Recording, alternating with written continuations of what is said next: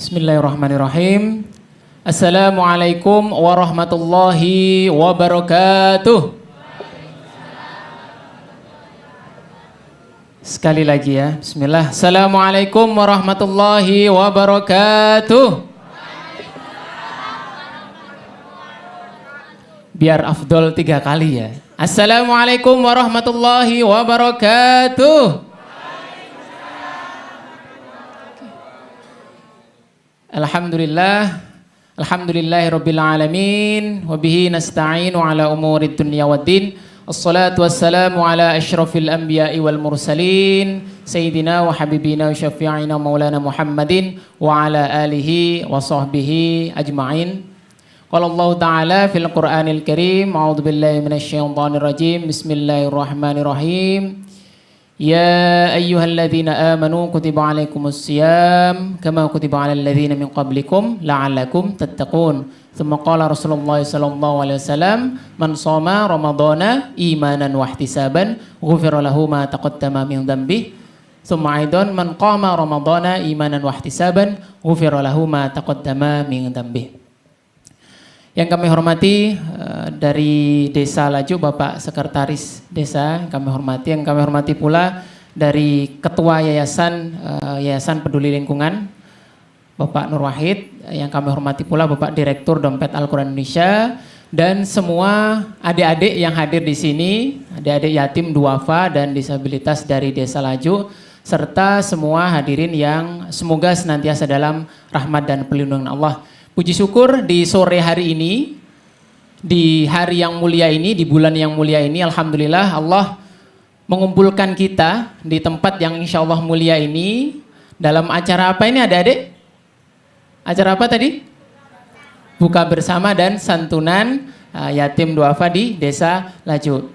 Semoga acara nanti berjalan lancar dan adik-adik di sini juga bisa berbahagia ya untuk acara di hari ini. Shalawat salam tak lupa mari kita haturkan kepada baginda Nabi Muhammad sallallahu alaihi wasallam beserta keluarga dan sahabatnya, dan semoga kita kelak dikumpulkan dan mendapatkan syafaat di yaumil qiyamah. Amin amin ya rabbal alamin.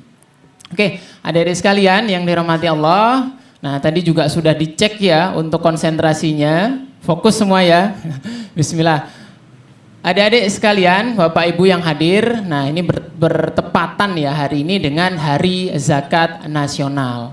Nah, seperti kita tahu, nah zakat itu merupakan salah satu dari rukun Islam. Ada yang tahu rukun Islam keberapa? Yang ke? Zakat? Rukun Islam yang ke? Ayo, yang berapa ayo? Satu apa satu? Satu syahadat, 2, 3 zakat, berarti zakat yang ke-3, yang ke-4 puasa, yang ke-5 naik haji. Nah, dari 5 rukun Islam tadi, nah seperti kita tahu kalau syahadat, sholat, puasa, haji itu kita sendiri yang melaksanakan ya. Nah, pahalanya kan buat kita sendiri juga. Terus untuk pelaksanaannya ya hubungan kita niatnya langsung dengan Allah. Tapi untuk zakat, nah kalau zakat itu bisa sendiri nggak? Bapak Ibu sama adik-adik, bisa nggak kira-kira? Zakat ibadah sendiri bisa nggak? Nggak bisa.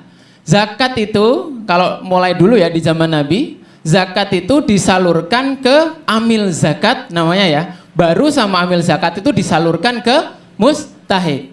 Jadi zakat ini bukan ibadah yang sifatnya pribadi, tapi ibadah yang sifatnya sosial. Ya, seperti yang dijelaskan oleh Allah ya, bahwa kita hubungannya harus baik, hablum minallah dan hablum minan nas. Nah, zakat ini salah satu ibadah yang hablum minan nas, karena hubungan kita dengan Allah dan hubungan kita dengan manusia. Nah, di sini adik-adik semua, kalau misal kita nggak sholat, itu yang dosa siapa? Kita sendiri ya. Kalau misal kita nggak puasa, yang berdosa siapa? Kita sendiri. Tapi kalau misal kita nggak berzakat, itu yang nggak berzakat itu dosa dan efeknya itu ke semuanya. Nah, kalau yang kaya nggak berzakat, kira-kira yang miskin bisa terbantu nggak? Tidak bisa. Nah, makanya di sini zakat itu merupakan suatu ibadah yang efeknya sangat luar biasa. Nah, ini syariat Allah yang diperlakukan untuk kita ini memang sifatnya luar biasa ya. Zakat ini bisa digunakan untuk solusi problem dari masalah umat, khususnya ekonomi. Nah, ini saya sedikit cerita nih di zaman dulu. Nah, sebelum ke zaman sekarang ya. Dulu di zaman Nabi Muhammad ketika diberlakukan zakat. Nah, jadi dulu pertama yang ditugaskan oleh Nabi, sahabat Nabi yang ditugaskan sebagai amil zakat kalau sekarang atau petugas zakatnya itu sahabat namanya Mu'ad bin Jabal. Nah, dulu zakat itu dikelola dulu sahabat Mu'ad bin Jabal ini ditugaskan di daerah Yaman. Ada yang tahu Yaman? Tahu ya? Yaman itu mana? Di Sidoarjo, kolonnya Sidoarjo.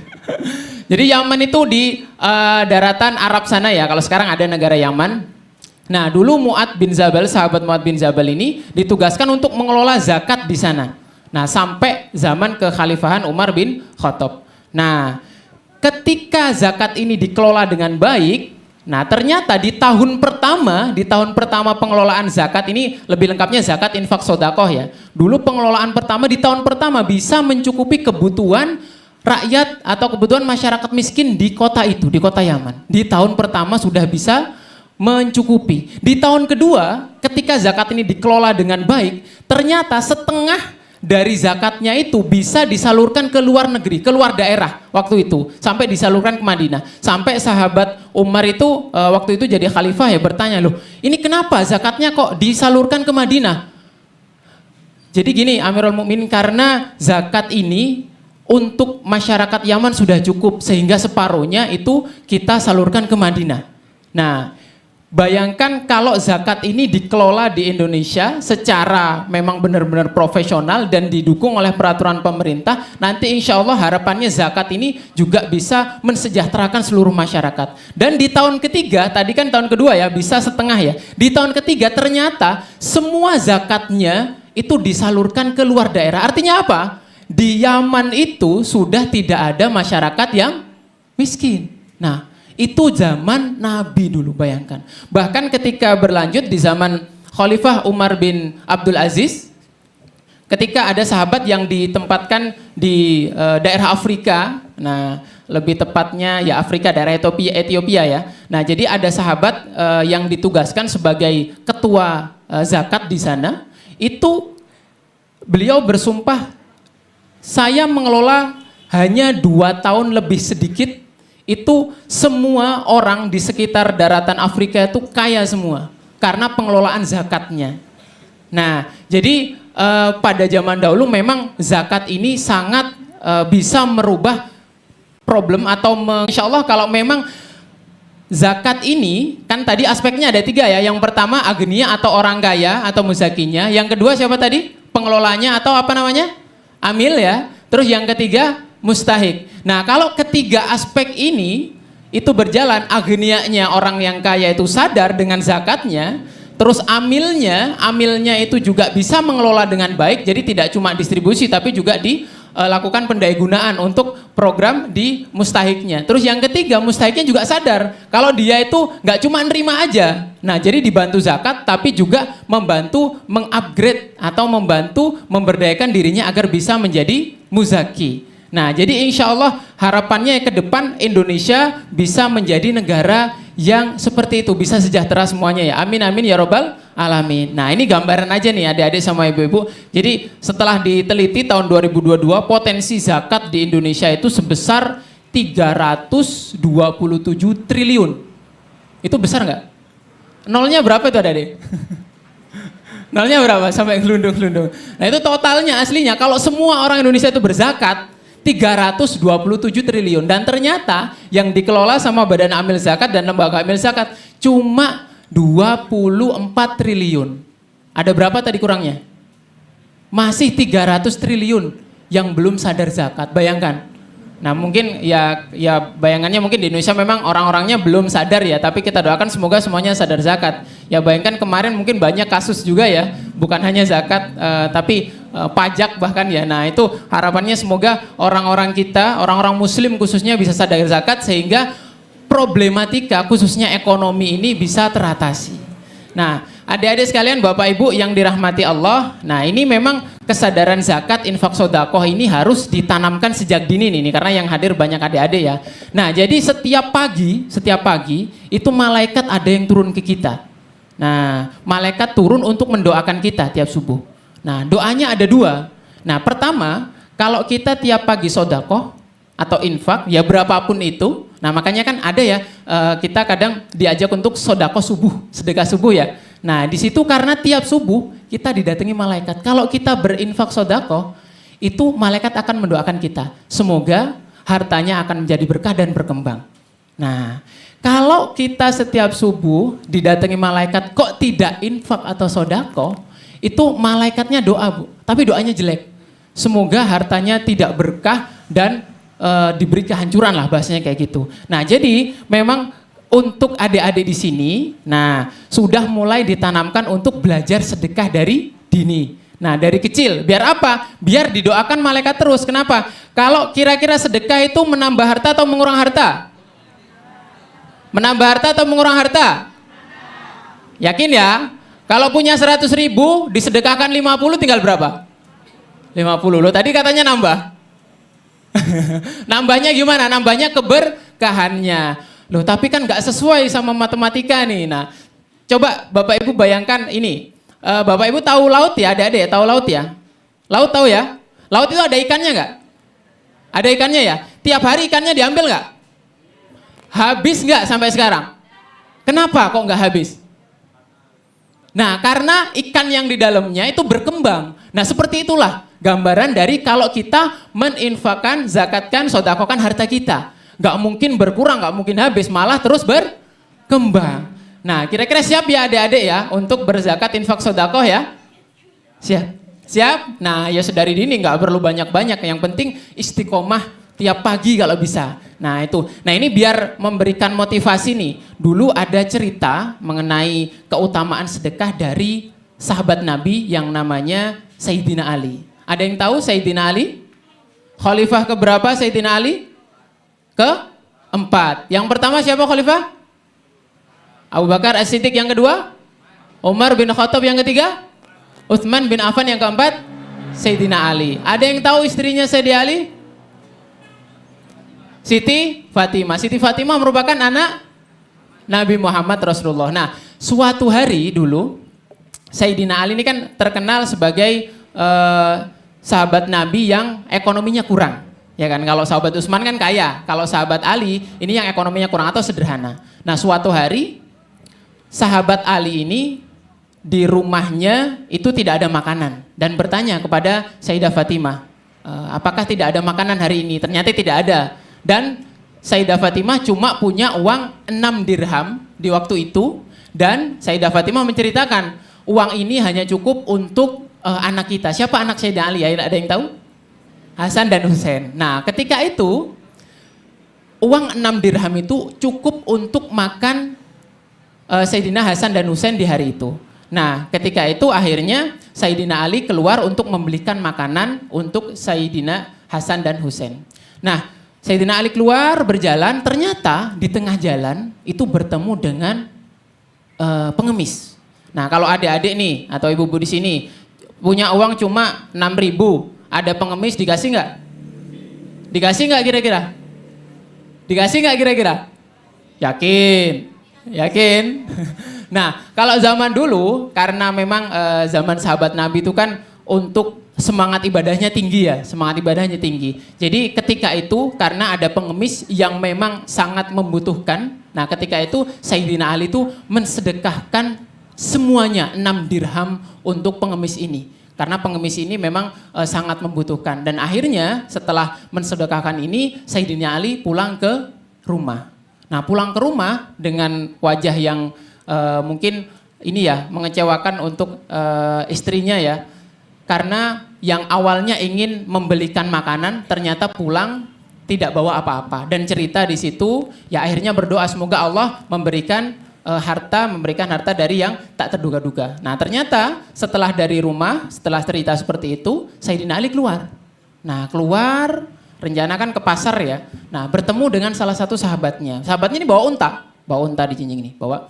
Nah, terus ditawari Sayyidina Ali. apakah kamu mau membeli untaku? Nah, saya jual sejumlah 300 dirham kalau nggak salah di situ. Nah, ternyata sahabat Ali bilang, saya sebenarnya ingin membeli untamu, harganya murah dan kondisinya bagus. Nah, tapi ya sudah, bawa saja dulu, uangnya belakangan. Nah, akhirnya Sayyidina Ali membawa. Nah, tadi uangnya belakangan kan bilangnya ya. Nah, terus dibawa ke pasar, rencana mau dijual. Ternyata di tengah jalan sebelum sampai ke pasar, ada yang nawar. Belum ditawarkan ke orang lain, sudah ada yang lewat dan menawar untuk untanya tersebut. Nah, ternyata ada sahabat Nabi yang bilang ke Sayyidina Ali, apakah untamu tidak dijual? Nah, ternyata, wah ini rezeki nih. Kalau bilang Sayyidina Ali dalam hati ya, ya saya jual. Nah, berapa harganya? Ternyata dijual sejumlah 1000 dirham. Nah, tadi modalnya berapa? 300 dirham. Tapi ada uangnya nggak tadi? Nggak ada, Bu. Nah, jadi titipan saja 300 dirham terus dijual 1000 dirham. Nah, akhirnya tadi yang semula uangnya 6 dirham, ya 6 dirham, setelah disodakokan sekarang punya uang berapa Sayyidina Ali? 700 dirham. Artinya dilipatkan berapa kali lipat itu? Lebih dari 10 kali lipat. Nah, itu salah satu motivasi kita karena memang sedekah ini bisa berkembang. Nah, Allah juga menyebutkan ya dalam Al-Quran bahwa sodako ini akan subur berkembang. Nah, ada lagi nih salah satu kisah agar adik-adik di sini makin bisa belajar untuk sedekah. Nah, jadi dulu ada di zaman Nabi itu ada sahabat namanya Sya'ban. Mungkin nggak terlalu terkenal ya. Ada yang tahu sahabat Sya'ban? Kisahnya ada yang tahu? Nah, sahabat Sya'ban ini salah satu sahabat Nabi yang istiqomah dalam beribadah. Khususnya ketika sholat subuh itu hadirnya pasti duluan sebelum azan berkumandang. Ada yang seperti itu angkat tangan? Sholat subuh ke masjid sebelum azan sudah ke masjid. Ada yang seperti itu angkat tangan? Belum ya? Nah, kalau belum, kenapa kok belum? Masih ngantuk ya? Nah, jadi dulu ada sahabat Nabi namanya Sya'ban. Beliau itu rumahnya jauh dari masjid Nabi. Tapi istiqomah datang sebelum azan subuh. Nah, istiqomah sebelum azan subuh dan tempat duduknya itu juga istiqomah di pojokan depan. Biar apa? Biar nggak mengganggu ketika dia sholat sebelum subuh. Nah, ketika itu suatu hari itu sahabat Sya'ban nggak ada dan akhirnya Nabi bertanya kepada para sahabat, ada yang tahu kemana sahabat Sya'ban? Oh ternyata tidak tahu para sahabat ini. Nah, para sahabat ini tidak tahu, akhirnya bertanya, ada yang tahu rumahnya sahabat Sya'ban? Oh ternyata ada yang tahu, ada salah satu sahabat Nabi angkat tangan, tahu di mana sahabat Nabi, sahabat Sya'ban itu bertempat tinggal. Akhirnya Nabi dan para sahabatnya itu mengunjungi rumah sahabat Sya'ban ini. Dan ternyata di rumah sahabat Sya'ban ini, beliau, Nabi dan sahabatnya bertemu dengan istrinya. Dan istrinya bercerita bahwa sahabat Sya'ban telah meninggal. Nah, kala itu langsung ya Nabi sedih, sahabat juga sedih. Nah, terus ketika Nabi mau pulang, istrinya bertanya, wahai Nabi, ketika suamiku atau Sya'ban tadi sakaratul maut, beliau itu kayak mengigau. Nah, atau berteriak gitu ya, mengigau. Mengigaunya seperti ini. Yang pertama mengigaunya itu, aduh kenapa nggak lebih jauh? Nah terus mengigau lagi, aduh kenapa nggak yang baru? Terus yang terakhir, aduh kenapa nggak semuanya? Nah jadi di situ istrinya siapa? Istrinya Sya'ban bertanya kepada Nabi, apa arti dari mengigaunya itu? Nah ternyata Nabi tahu ya, karena mendapatkan wahyu, ternyata yang pertama tadi, mengigaunya tadi, aduh kenapa nggak lebih jauh.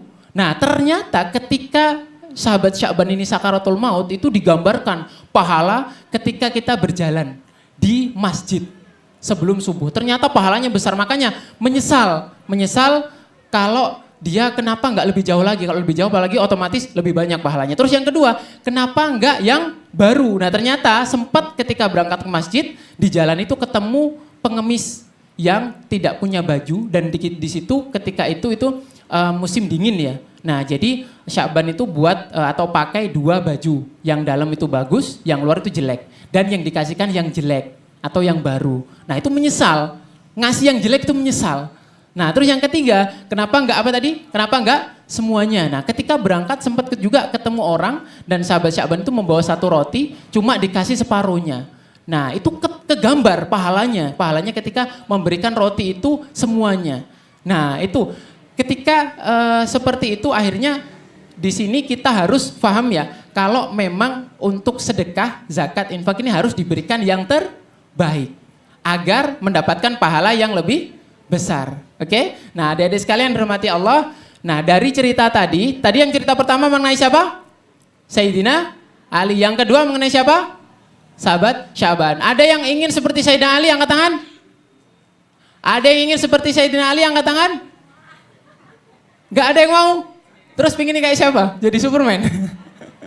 Nah, itu jadi teladan kita ya. Nah, jadi kalau teladan itu sahabat Nabi, jangan superhero sekarang ya. Nah, itu terus yang kedua tadi sahabat Sya'ban. Nah, itu mungkin yang bisa saya sampaikan. Semoga ini jadi motivasi buat adik-adik semua ya, biar semangat untuk zakat, infak dan sedekah. Oke, terima kasih. Akhirul kalam. Wabillahi taufiq wal hidayah. Wassalamualaikum warahmatullahi wabarakatuh.